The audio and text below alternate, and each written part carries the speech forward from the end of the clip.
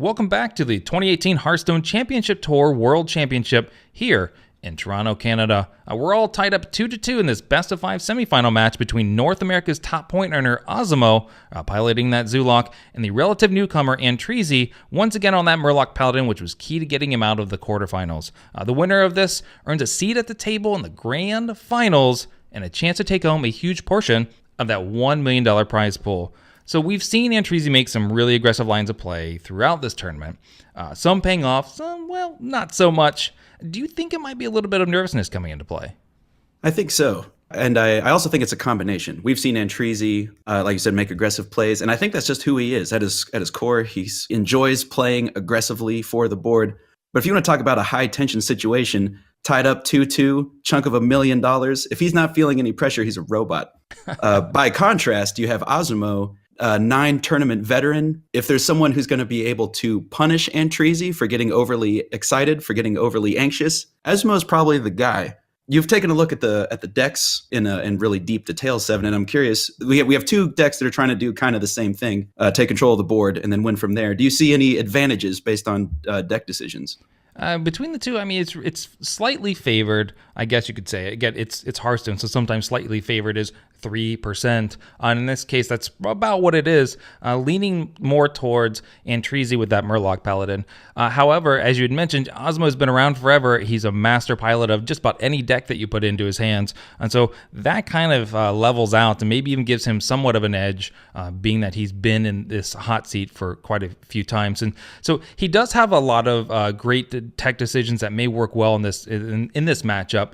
Spellbreaker is going to be great in allowing him to dictate some trades. He has a ton of great buff synergies, opting to go for the additional Demon Fires. And just this version of Zulok is good against aggro because that Dreadlord puts in a lot of extra work.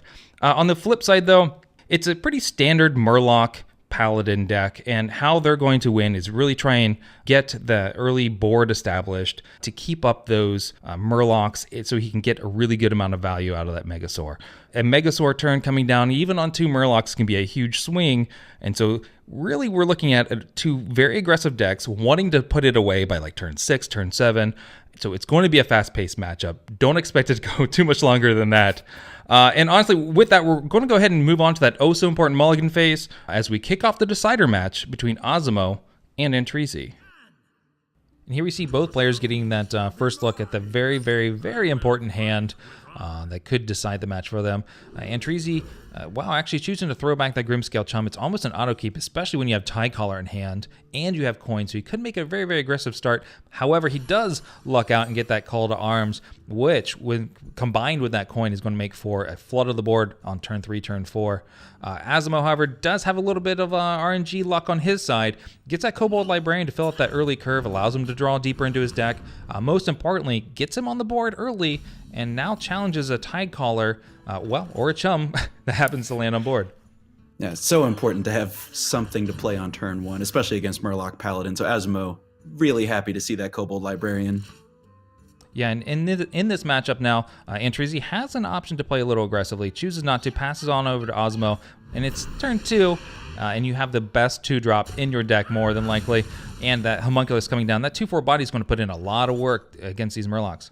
It is. That 4 health is so awkward. Antrizi now has voiced coin Rallying Blade. That doesn't feel amazing. That's what he's going to go. But obviously 3 attack is less than 4 health. So he's going to have to chop this Homunculus down over 2 turns. Yeah, respecting the fact it is a demon, respecting the fact that there are a lot of buff synergies in this deck, like Demon Fire, as we can see. We also have Soul Fire here, so if anything does come out, he can play a little bit defensively, choosing to tap and Snap plays that Glacial Shard, probably the best clutch pickup he could have gotten there. Now Antrizi's turn to take that Homunculus out over 2 turns is now completely gone.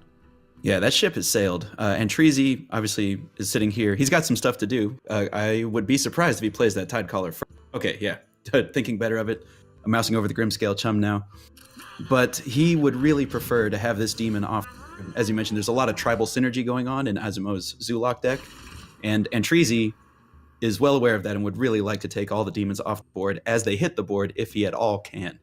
And here is a lot of that synergy coming into play. One of the best, again, showing up on curve almost on that Blood Fury potion is going to allow that homunculus to become a 5/4. Again, outside the reach of that Rallying Blade, pushing 5 more damage to face. He's already at 9 damage for 2 mana. I call that value. Yeah, this poor Rallying Blade is trying so hard. Just can't ever seem to get there. But here it is. Turn 4 Call to Arms, one of the strongest plays you can make in an aggro matchup.